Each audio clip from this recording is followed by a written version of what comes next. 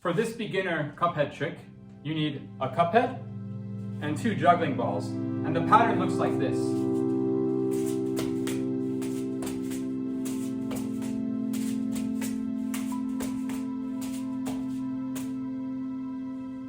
The starting position is I have the Cuphead with the cup towards the ceiling and a ball in the cup.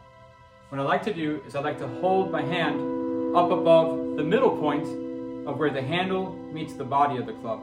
So I just make sure there's an imaginary line there, that my fingers are above that line. It's going to be much easier to throw the multiplex when you're first starting out. But the first move of this trick is actually going to be from the other hand. And the first throw of the pattern for now is just to get into the loop. And once you do this first throw, which is kind of for nothing, or it's an entry throw, then that never happens again. The pattern just generates itself and just loops all the time, back and forth. So I'm going to do a cascade throw to the other hand, and underneath that cascade throw, I'll do that inside splitting multiplex. And you'll notice that after I do that, if I don't juggle anymore, I end up with 2 balls in one hand.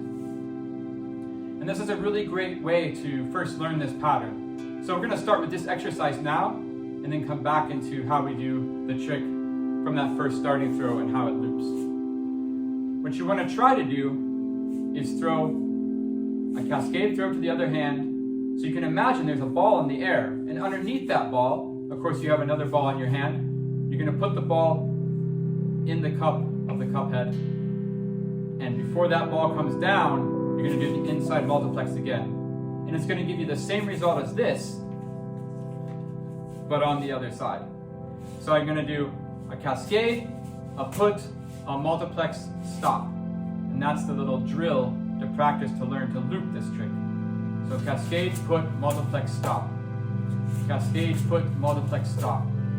Cascade, put, multiplex, stop. And another good drill you want to practice to get the speed of the technique to do this pattern is it really reminds me of the side swap 5-0-1 with the 2 balls there. So 5-0-1 looks like this.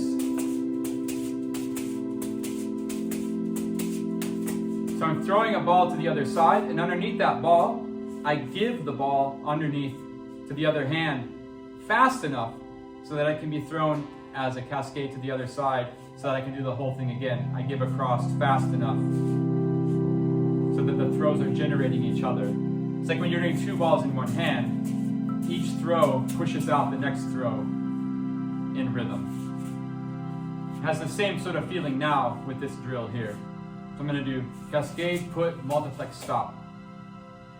And when you want to keep going, you don't need to stop, because you'll notice that after you do the multiplex, you actually have a ball in that hand that threw the multiplex. And there's a ball coming down towards that same hand. So all you have to do, it's like in the side swap 5-0-1, is instead of just catching it and stopping, you just do another cascade throw that's going to generate the next step of the pattern.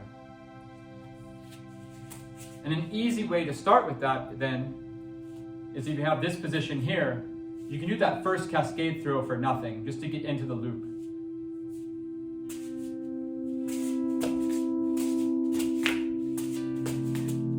And then it just keeps going on either side until you decide to stop.